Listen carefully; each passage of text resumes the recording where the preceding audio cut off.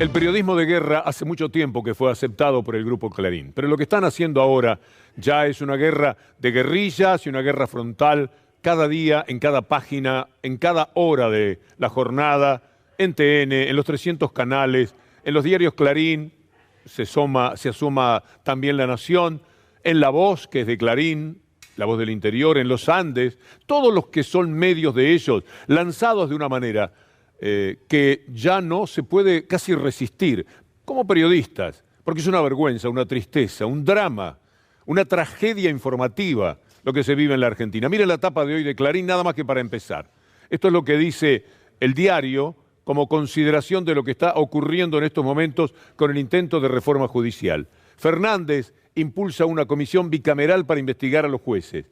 A los gritos, un juez ultra K pidió que se vaya el presidente del tribunal, que es Hornos. Ni siquiera se animan a poner el nombre. Un mensaje para Cristina. Florencia no tiene fueros, dice el hijo del condenado Lázaro. Si este hablara, Lázaro, la vice y su familia podrían estar en problemas. Y lo de los mercados también. Es decir, en todos los sentidos, atacaron permanentemente, en una sola página. Todo está destinado a ver si pueden destruir un gobierno que nunca quisieron. Lo de Lázaro si hablara fue un intento de Mari Juan a nombre de esta gente, ofreciéndole a Lázaro Báez que si declaraba, no contra Cristina, si tan solo la mencionaba, si les daba algo para el expediente, Lázaro Báez podía quedarse con todo el dinero que quisiera, que eligiera cuándo, no todo, pero sí lo que necesitara para el resto de su vida y sus hijos no iban a ser molestados. Esto es lo que marca la guerra mediática de este hombre, de Héctor Manieto. Es la guerra mediática lanzada por él contra el gobierno actual. Después lo ponemos, pero me parece que es el protagonista indudable de todo lo que se pueda hacer cuando hablamos del antiperiodismo en la República Argentina. Miren lo que explica hoy la ministra Lozardo, a propósito de lo que será la actuación de la bicameral del Congreso. Nuestro sistema democrático establece que los poderes se controlan entre sí. O sea, una comisión bicameral es un órgano de asesoramiento, no permanente. ¿Que es creado para qué? Para que se estudie un determinado caso. Pero no se puede meter en las causas, por ejemplo. No se puede meter en las causas en el sentido del contenido de la sentencia. Podría convocar audiencia pública a un juez para que informe respecto a una gestión. Puede elaborar propuestas legislativas para que haya mayor eficacia y calidad de servicio. Lo que no podrá rogarse son atribuciones de otros poderes, como son las cuestiones disciplinarias y sancionatorias, que son las que tiene por ley el Consejo de la Magistratura. Está muy claro lo que hace un ampón. Para el auto en la puerta del negocio al que va a extorsionar y simplemente se deja mirar. Usted lo vio en 1000 películas. Mira para adentro y sigue. Stornelli le dice al presidente que ya van a conversar, ya van a tener que charlar cuando él deje de ser presidente. Hagamos la composición de la imaginación que lo está viendo Alberto Fernández en este momento. ¿Qué le dice? No, nada, que cuando él deje de ser presidente, algún día tendremos una charla de hombre a hombre. Bueno, Stornelli se anima a eso. Bueno, se ha animado a cualquier cosa. Este personaje insólito es el que su esposa le comentaba a Alex que se quedara tranquilo, que no fuera a declarar a Dolores en la causa de Ramos Padilla, porque no iba a haber ningún problema. Macri lo sacaba al juez muy pronto. Ella lo tenía por indicación de su actual esposo Stornelli. Un tipo que ha sido capaz de eso, de participar con una banda como D'Alessio, es peligroso. Cuando él le dice a Alberto Fernández, ya vamos a charlar cuando deje de ser presidente, es una amenaza de tipo mafioso. Se mueven dentro de ese mundo, se saben muy poderosos. Esto no tiene posibilidad de verse en ningún lado, así, presentado como uno de los detalles salientes de la entrevista que le hicieron a este hombre. Pero también habla Garabano. ¿Garabano qué es? El que prostituyó a Fariña para que declarase contra Cristina Fernández de Kirchner en la obra pública, el que compró a Van der Broel, el que echó al juez Rosansky porque no le venía bien en el tema Fariña no lo quería a Rosansky, porque con Rosansky corría riesgo, puso el suegro de un conocido periodista, el famoso de los informes Oil, para que le diera la libertad a Fariña. Así se la dieron. Todo esto armado por Garabano. Garabano es el que al otro día de la esposa de Stornelli decirle a su anterior marido, queda tranquilo, no vayas a La Plata, a Mar del Plata, porque este hombre lo van a sacar, es el que va, Garabano, y le dice al Consejo de la Magistratura que hay que sacar a Ramos Padilla. Garabano es el traidor de la causa por el encubrimiento de la AMIA. Garabano es todo eso y todavía cosas peores. Sin embargo, habla. El enfoque claramente del gobierno apunta a los jueces federales, que son los que investigan los casos de corrupción, y sigue la misma tónica desde el comienzo del gobierno, que ha tenido que ver con cómo, en definitiva, presionar a la justicia para que casos de corrupción queden impunes. Esto parece, de nuevo, otra forma de generar presión o de vigilar, digamos, a los jueces para que no hagan nada que ellos consideren que esté mal. Cuando llegue el momento, van a tener que dar algunas explicaciones. Esto es prevaricato uno tras otro cometido por jueces, que son naturalmente aquellos que pueden ser acusados de tal. El libro Bienvenidos al espionaje de Begg, Zaffaroni y Camaño habla claramente de todo lo que ha sucedido. Estamos en uno de los embrollos mayores que se puede haber visto en la historia jurídica, no solo de la Argentina, sino de cualquier parte del mundo. Esto no tiene parangón, pero van a tener alguna vez que dar explicaciones, si algunas de las investigaciones prosperan. Diego Molea, presidente del Consejo de la Magistratura, hace referencia a esto. Estoy analizando denuncias hechas contra jueces en épocas anteriores. Y me baso en 2 o 3 planteos para llevar adelante esta investigación. Una fue el expresidente Macri, cuando dice públicamente, le ordena al consejero de la magistratura del Ejecutivo que haga una denuncia contra el juez Ramos Padilla por un accionar suyo ejerciendo sus funciones de juez. Esto me parece una intromisión y por lo menos un exabrupto del expresidente en plantear de esa manera. No es como deben tratarse estos temas. Hay que bancárselos, ¿eh? Mire Larreta, jugando también en función de lo que lee Clarín Nación y sabe qué es lo que tiene que salir a manifestar, porque tendrá toda la protección y el blindaje que necesita. Alguien que no fue capaz de decir una sola palabra sobre las bolsas mortuorias, sobre la marcha del día sábado, porque él habló después. Perfectamente lo pudo haber tenido en cuenta. Así que con ese carácter, Larreta se permite escribir esto. Acompáñeme, por favor, lo tenemos, el tuit de Larreta. Vayamos a la idea de crear una comisión legislativa ad hoc para controlar, entre comillas. Esto es título puro de Clarín. A los jueces es abiertamente inconstitucional y me opongo con firmeza. Rívolo, también uno de la banda de fiscales, dice a continuación sobre este tema, porque tratan, es una gran tarea, siempre que alguien se victimiza, detrás está la justificación de la agresión que quiere cometer. Y esto es lo que hacen los diarios, ayudados por estos personajes que son secundarios, son menores, son personas que han prostituido su vida como juristas al servicio del establishment. Mire lo que dice Rívolo, ¿lo tenemos? A Rívolo. A ver. De reforma del Ministerio Público que se impulsa, ya te lo dije, fue criticada. No es una reforma. En términos de tribunal de enjuiciamiento para los fiscales, se transforma casi en un pelotón de fusilamiento, porque es invadido completamente por la política. Se transforma casi en un pelotón de fusilamiento, porque es invadido completamente por la política. Porque la realidad es, concentremos los juzgados de Comodoro Pi con los de penal económico, generas una superestructura, no solucionas nada, absolutamente nada. Vean ustedes cómo lo hacen. Deconstrucción mediática nos va a ayudar. Primero veamos este tuit de Guado de Pedro. Preste la atención, es decisivo para lo que viene inmediatamente. Dice Guado, existen muchísimos casos donde por inacción o ineficacia algunos actores del Poder Judicial tienen responsabilidad directa con los femicidios. Tienen que escuchar el reclamo. Llegó la hora de que se transformen o se vayan de un poder que requiere perspectiva de género.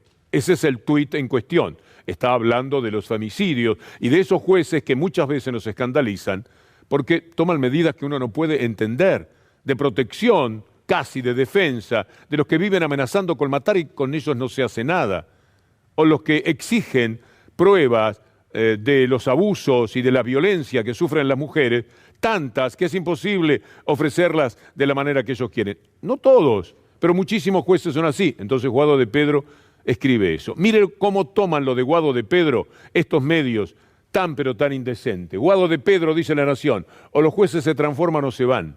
Lo llevan al tema general de los jueces, al asunto bicameral y todo lo demás. La voz, que es Clarín, la voz de Clarín, la advertencia de Guado de Pedro a los jueces, o se transforman o se van. Más arriba a la derecha, ahora, directamente el diario de Mañeto, apoyo al presidente, apoyo de, no de Mañeto más bien. Guado de Pedro a los jueces, se transforman o llegó la hora de irse. Mire cómo le hacen la cabeza a todo el país. Perfil acompaña, Eduardo Guado de Pedro a los jueces, o se transforman o se van. Tienen que escuchar a la sociedad. ¿Usted se acuerda lo que dijo Guado de Pedro? Guado de Pedro después sale con otro tuit que ya no haría falta, bastaba publicar el primero, pero veámoslo, porque es importante. Tiene que salir a defenderse de una cosa clarísima como la que había dicho. A esto me refiero. Algunos actores deben transformarse o irse del Poder Judicial si no incorporan la perspectiva de género. Está claro. Mire ahora a la derecha. Un fiscal justificó una violación grupal a una chica de Chubut. Fue desahogo sexual, dijo. El funcionario judicial disminuyó la calificación a abuso sexual simple. Vayamos otra vez hacia la izquierda ahora, a la lectura de lo que escribió Guado de Pedro a propósito de esto. Algunos actores deben transformarse o irse del Poder Judicial si no incorporan la perspectiva de género. ¿Podemos pedir, le pregunto a Federico Ferro, a nuestro director también, lo que hicieron con esto que dijo Guado de Pedro y que es una cosa que está muy clara para que usted vea lo mafiosos que son? Para que se dé cuenta cómo juegan, de qué manera mancomunan esfuerzos para hacerle mucho daño a cualquier cosa que se quiera hacer desde el gobierno. A ver si se puede otra vez.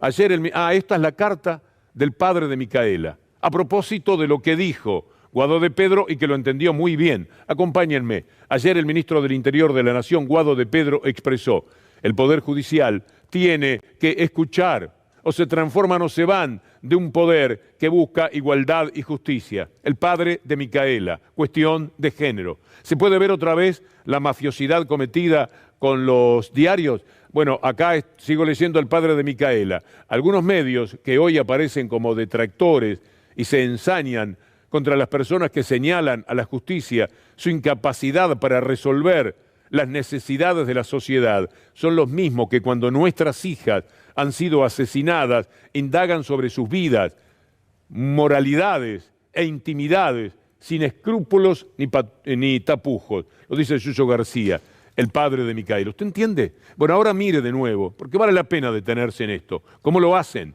Trasladan una situación muy clara y muy evidente, le sacan todo lo que no les sirve y ponen Guado de Pedro o los jueces se transforman o se van. La Nación, La Voz, Clarín, a muerte con esa mentira, porque esto es una mentira. Y esto es lo que hacen todos los días a toda hora. Esta es la guerra de este hombre, pongámoslo en cámara, porque es su guerra personal contra este gobierno, llevada a cabo con todo tipo de acólitos, de todo tipo de voces que le prestan a él esa manera sesgada y maliciosa de descontextualizar, de hacerlo con todos sus diarios en la República Argentina. Este es el enemigo de la verdad, este es el enemigo del pueblo, en la medida en que vive mintiendo como lo hace. Este se llama Héctor Mañeto, el dueño de toda esta parafernalia de mentiras con las que vamos a seguir por otra parte, para que quede muy claro de qué se trata. Hablemos de Hornos, siempre protegido, en la tapa de la mafia, hoy lo estaban defendiendo. Pero veamos lo que sucede contado por ámbito. Reclaman la renuncia de Hornos tras el escándalo por sus visitas a Macri. Bueno, viene toda la investigación sobre el tema de Hornos, algo a lo que hoy Alejandro Banoli, que presidía el Banco Central en los tiempos del dólar futuro, decía por la participación que Hornos también había tenido en eso. En una de las reuniones que tuvo el juez Hornos con el expresidente Macri fue 3 días después de que la Cámara rechazó los recursos de dólar futuro que habíamos interpuesto Cristina Fernández de Kirchner, Axel Kicillof, yo y otros directores. O sea, también ahí quedó demostrado cómo había frecuentes visitas al expresidente de la Nación donde se decidían cuestiones judiciales y una de estas cuestiones fue esta causa absurda. ¿Usted? Este es el comienzo de un pequeño tramo en el que nos vamos a dedicar al juicio por el dólar futuro, que transcurre mañana. Por ese juicio hay 2 jueces que no se animan a mirar a la cara a Cristina Fernández de Kirchner. La hacen hablar por Zoom, de esas maneras que impiden que ella esté cara a cara. No la pueden ver, no la pueden mirar. ¿Y saben por qué? Por lo que dijo uno de los jueces del tribunal oral que vendrá a continuación. Si Berruetaveña y Petrone siguen jugando a la mafia y siguen diciendo que puede haber habido delito en una cuestión que vamos a ir explicando poco a poco, es de las más claras que políticamente eran inatacables por parte de la justicia. Pero veamos, escuchemos a Adrián Grunberg, un juez que se bajó del tribunal oral porque le daba un profundo rechazo lo que van a hacer si Berruetaveña y Petrone mañana firman que esto tiene que irse a juicio oral, mañana o cuando sea. No se cometió delito por parte del Banco Central en el año 2015 con los contratos a futuro, por lo que entendí que debía sobreseerse a todos los imputados en la causa. Ese peritaje daba cuenta de que no había existido perjuicio para las arcas del Estado y que el Banco Central actuó conforme a los lineamientos de su carta orgánica. Consideré que no existió la administración fraudulenta que se imputó. Ante la contundencia del peritaje antes señalado, es evidente que ya no cuento con la debida imparcialidad. No podría ir a juicio con la mente en blanco, si ya tengo en claro y con plena certeza que no existió delito alguno. Por eso mis colegas aceptaron mi excusación y por sorteo la Cámara de Casación designó ya a otra magistrada para que me reemplace. Y los otros jueces del Tribunal Oral quieren seguir con el tema, como Berruetaveña y Petrone. En principio, vamos a ver si se animan. Pero qué vergüenza como hombres, como personas de la justicia, que no se animen a tenerla a Cristina Fernández adelante. Ella quería hablarles a ellos. No soportan la mirada de cualquier verdad que se le digan. Estos mentirosos de la justicia, partícipes necesarios del lawfare. Todo lo que pueden hacer es como el libro del doctor Zaffaroni, bienvenidos al lawfare. Esto le podrían decir a Cristina mañana y no se animan. Bienvenida, señora, al lawfare. Aquí le vamos a dar una prueba concluyente de cómo hacemos justicia. Volvamos al juicio por el dólar futuro. De eso hablaba también hoy Alejandro Banoli. Schwarzenegger se asustó después de la devaluación y se asustó porque quienes habían comprado dólar futuro y nunca se investigó fueron miembros ligados a Cambiemos que devaluaron. Quienes habían comprado dólar futuro y nunca se investigó fueron miembros ligados a Cambiemos que devaluaron y en lugar de haber vendido antes sus contratos, embolsaron una ganancia y devaluaron porque quisieron en contra del pueblo argentino, porque era absolutamente evitable. Y la historia demostró cómo la política de Cambiemos llevó al país al desastre, fuera de los negociados. Mañana usted va a tener algún tramo por televisión de lo que esté diciendo Cristina Fernández de Kirchner, pero es imposible que la televisión pueda acompañar todo el discurso. Por ahí nos perdemos algunos momentos decisivos, los vamos a tener a la noche. Espero que podamos contar con ese material que será precioso, importantísimo, para confrontar con toda esta guerra que se realiza contra ella, pero también contra el gobierno. Y usted que votó el gobierno finalmente tiene que saber que es contra el pueblo que lo hacen. ¿Quiere saber quiénes ganaron con el dólar futuro? El juicio por el que mañana está en el banquillo de los acusados Cristina Fernández de Kirchner, Axel Kicillof, Alejandro Banoli y todas las personas que habían participado en ese momento. Mire quiénes ganaron. Acérquese, por favor, pongamos la placa que nos dice los grandes ganadores.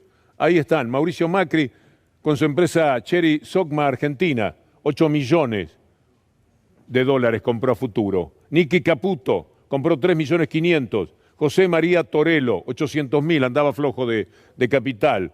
También compró Lustó, 300.000, no está ahí en la lista, pero por eso pedía que renunciara a la embajada de Estados Unidos, embajada de Macri. Carrió se acuerda de eso. Gustavo Lopetegui, 310.000.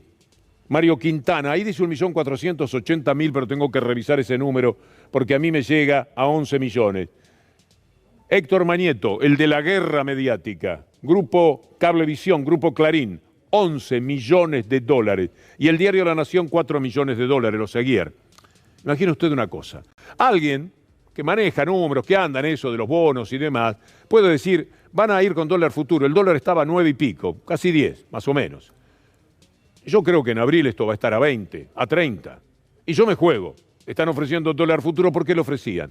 Para decirle a ese mercado infame que no iban a devaluar, que se iban a mantener firmes, porque el dólar y el valor del dólar es parte de su salud, es parte de su educación, es parte de lo que usted come, es parte de los insumos del precio que hay que pagar por las pymes, por los que dan trabajo, y si no tienen que echar a los trabajadores o cerrar. Por eso el dólar quería ser mantenido en ese nivel. Como había una competencia del mercado, ¿se acuerda cuando Aramburu andaba desde Shell comprando millones de dólares para desestabilizarlo todo? Bueno, de esa época es que viene a decirle, bueno, nosotros nos vamos a mantener firmes. El dólar va a costar 10 pesos en abril. ¿Quieren jugar? Jueguen, ahí está el dólar paralelo. ¿Qué hace una persona? Puede ser que se tire el lance. Ahora, si usted se llama Héctor Mañeto o si se llama Zaguier, usted es un bandido. Porque usted compra dólar futuro sabiendo que usted va a luchar para que ese dólar valga mucho más. Porque usted está en el negocio. Usted va a llenar de tapas todo eso. Ya habían podido lograr la devaluación de 4, 5 a 9 con Cristina. Dijeron con Scioli, que no, con todo respeto, no tiene la misma envergadura que Cristina Fernández, va a ser mucho más fácil. Un hombre más de centro, más gracioso para atender el reclamo periodístico, como le sucedió muchas veces. No hay ningún problema que Scioli sea el presidente. Lo volteamos a tapas y el dólar va a valer lo que yo, Mañeto, que compré 11 millones de dólares, quiero. Bandidos, ladrones del país. Esos son. Y tienen estos diarios parapetados detrás de la libertad de expresión. Esa que defiende Fopea, pagado por la embajada americana, como hoy denunciaba Ari Lijalad. Y lo vamos a mostrar mañana. Esto es lo que ha ocurrido con el dólar futuro, el juicio que mañana vamos a tener en la Argentina. Ahora mire lo que hicieron inmediatamente después del discurso de Alberto Fernández, porque cuando hablamos de este hombre, pongámoslo, y hablamos de su guerra mediática, no estamos diciéndolo porque sí. Lo podemos poner, bueno, enseguida entonces. Mire esto, el auto que llevó a Alberto Fernández al Congreso debe más de 600.000 pesos en multas. El vehículo de la flota presidencial tiene 67 actas impagas en la ciudad de Buenos Aires. Pero qué cosa, el presidente de la República no sabe que el auto presidencial que utiliza debe este fangote, se pregunta este enemigo, no del gobierno, sino del pueblo. En su guerra privada, en su guerra mediática, la guerra privada del monopolio, ponga al Mañeto, no ponga al monopolio. Pongan la guerra privada de Mañeto, como les pedí. Porque este hombre es el gran farsante nacional, el que provoca todo el daño todos los días. Aunque no se animen a decirlo, muchísimas personas que tendrían que decirlo. Mire lo que hicieron cuando termina el discurso de Alberto Fernández. Esto lo pusieron en TN, lo pasaban por televisión. Alberto Fernández se bajaba del auto una y otra vez. Alberto Fernández bajaba del auto y ahí, ¿lo podemos ver? Bajaba del auto y le ponían, en la guerra privada de Mañeto, le ponían, a ver qué era lo que decían. ¿Todo bien? ¿Todo bien? Bueno, vos tenés información para aportar, claro, una curiosidad en torno a todo esto. Sí, una curiosidad sobre el auto que llevó al presidente desde Casa Rosada al Congreso. Es un auto de la flota presidencial. Tiene 67 actas impagas por infracciones en la ciudad de Buenos Aires y debe más de 600.000 pesos en multas. Entendemos que si es de la flota presidencial tal vez no sea el único, ¿no? Era irrelevante. Así fuera verdad. ¿Qué puede saber Alberto Fernández? ¿Qué responsabilidad puede tener? ¿En qué auto voy? ¿Dónde está el auto? Es aquel, señor, el cuarto de la fila. Y allá va y entra el auto. Pero además son tan bandidos que esto conlleva una visión sesgada, por no decir mentirosa. Mire ahora la información, la placa que tenemos. ¿Desde cuándo se debe ese dinero por parte de ese auto presidencial? A ver si tenemos la placa. Porque le quiero decir, por si no aparece la placa, a veces estamos en estudio nuevo, estamos acomodándonos a las circunstancias. Ahí está, en TN buscan indignar, dice diario registrado, con la deuda del auto presidencial, pero el que debe es Macri. ¿Usted no puede creer esto? Pero lo que no se dice en el título es que la mayor parte de la deuda la dejó el macrismo, porque las primeras multas son del año 2017, 17, 18, 19. Y después de la pandemia en el 20, ¿cuánto habrán usado el auto? Es decir, que ya era algo muy enojoso, muy pobre, que terminado el discurso de Alberto Fernández, en vez del análisis, estuvieran mostrando que el auto que lo había llevado debía multas. ¡Qué vergüenza! Yo no sé las multas, bueno, ahora no tengo auto, pero no sé las multas que se pagan. Nunca lo supe. Cuando uno vende el auto, a ver otro destacado, este también. Acá está, pero en otro rubro, más dando la cara a la hija de Mañeto. ¿Cómo se llama? Marcia. Escándalo, la hija de Mañeta se burló de las bolsas mortuorias, dice el Destape. Saludo a Roberto Navarro. La hija del CEO de Clarín apoyó una penosa comparación sobre la repudiable marcha macrista que mostró a Estela de Carlotto muerta en una bolsa negra. Ahora veamos el informe al respecto. Todo eso se olvida. ¡Esta es mi cara! ¡Esta es mi cara! El problema económico no es la cuarentena. ¡Acuarentenado de por vida acá! ¡Basta ya! ¡Basta ya! El problema económico es la pandemia. Día récord. Más de 50.000 muertes por COVID-19. Hemos suscrito el contrato que nos garantiza la provisión de vacunas rusas para la Argentina. Llegó la Sputnik V a la República Argentina. La gran pregunta es cómo se van a repartir las vacunas. La vacuna. Vamos a empezar ahora la vacunación en todo el país, con equidad y con igualdad de derechos y de acceso gratuitamente a todos los argentinos. Llamé a mi viejo amigo Ginés González García, que iba a venir un equipo de vacunadores del Posadas al ministerio y que fuera al ministerio a darme la vacuna. Era solamente en el Ministerio de Salud. Vacunas por debajo de la mesa. La lista se difunde recién después del escándalo. El presidente le pidió la renuncia al ministro de Salud. ¿Por qué esta campaña? Esto parte de un video que han construido en su lucha contra el gobierno. Es una campaña desatada. Hay otras motivaciones, porque ahora se pelean un poco entre ellos también, porque el canal La Nación, como les vamos a mostrar casi enseguida, ahora es de Macri, según lo que dijo Fontevecchia en su momento, con el habría, pero con mucha certeza de lo que dicen, y lo dice el señor Vila, dueño de América Televisión, que está un poco enojado porque, entre otras cosas, Macri y La Nación le sacaron gente muy valiosa en cuanto a la repercusión que tienen mediáticamente. Entonces están bastante enojados entre ellos también. Por supuesto que no van a ceder un palmo respecto a la campaña que se hace. Mire lo que dice La Nación. Esto significa que las multas podrán ser de entre 19.000 y 76 millones. ¿De qué está hablando? Telecomunicaciones. El gobierno endurece las sanciones a empresas, es decir, fundamentalmente esto tiene que ver en telecomunicaciones con Cablevisión, con la única empresa que no le quiere devolver la plata a usted. Y el gobierno tiene que pelear de esta manera. A partir del nuevo régimen, el ENACOM, podrá aplicar multas que irán, veamos el destacado, desde 50 veces el equivalente a la prestación básica, bien por el gobierno, si lo hace. Actualmente 380 pesos. Hasta 200.000 veces el PBU. Quisiera saber a cuánto llega la multa, porque ellos de interés con la plata que le robaron a usted, que son hasta ahora 4.000 millones, pero si la tercera factura viene otra vez con el aumento del 20%, son 6.000 millones. 6.000 millones le dan de intereses, nada más moviendo la plata así de taquito, les dan 150, 200 millones de pesos por mes. ¿Se da cuenta? La hacen de todos lados. Escuchemos a Gustavo López del ENACOM frente a lo que es la acción del gobierno por la cual, al otro día, a la misma hora casi, Mañeto y toda su gente de Clarín y asociados le declaran una guerra cada vez peor, más mentirosa y más dañina. A partir de ahora, las multas se van a tener que hacer efectivas antes de recurrir a la justicia, se van a tener que hacer efectivas antes de apelar a otros organismos administrativos. Lo que queremos es que las empresas cumplan con lo que la ley establece y el que no cumple, que pague la multa. Las multas van a ir de 19.000 pesos, las más bajas, a 76 millones por multa, las más altas. Bueno, esperemos que esas multas verdaderamente sean dolorosas. Yo desconfío. Porque ellos, cuando hicieron estas leyes, los códigos civiles son para que los ricos puedan robar más.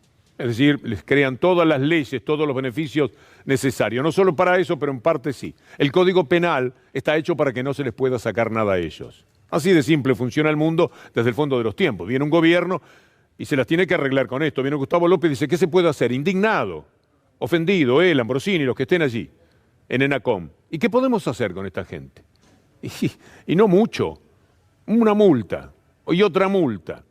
Nunca llegar a quitarles lo que va a suceder. Que no respeten esto, que no devuelvan el dinero y que sigan desafiando al gobierno elegido por el pueblo. Eso es la guerra mediática. ¿Por qué digo que el canal de la Nación es Macri? Bueno, lo dice Fontevecchia, director de un medio de comunicación muy importante. Lo dice ahora el señor Daniel Vila, presidente de América Televisión. Veamos qué es lo que dice.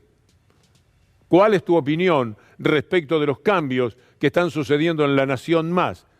Hay muchos ex América 24. Fernán Zaguier tiene una falta de ética periodística absoluta, por decir algo amable, porque es mucho peor que eso. Esas cosas no se hacen. No se puede ir a robar gente a otro lugar. Roban de todo. ¿Por qué no gente, señor Vila? Esas cosas faltan a la ética periodística. Detrás de eso hay un proyecto político, no uno periodístico. ¿De qué tipo? Político. Sigue. A ver a dónde llega Macri. Hay versiones que hablan de Macri, le tira Fontevecchia. Me refiero concretamente a Macri, haciendo el fundraising, ¿qué será eso? Para el canal, con un montón de empresarios amigos. Está Caputo, está el de Mercado Abierto, no sé cómo se llama, Techín, el señor Caputo, el señor Mercado Libre, ahí está. Los que ya conocemos, los de siempre. ¿Tenés confirmadas esas versiones? Faltaría decir, así como las tengo yo, a veces es difícil confirmar, pero cuando sumás 1 más 1 más 1 más 1, te das cuenta. Bueno, ya está todo listo para que llegue Gustavo Silvestre, con todo. Yo estoy al lado de Charlie, su productor estrella desde hace mucho tiempo. ¿Se acuerda de Lo tenés, Charlie? Bueno, es el hombre que le prepara las ideas que elabora Gustavo Silvestre.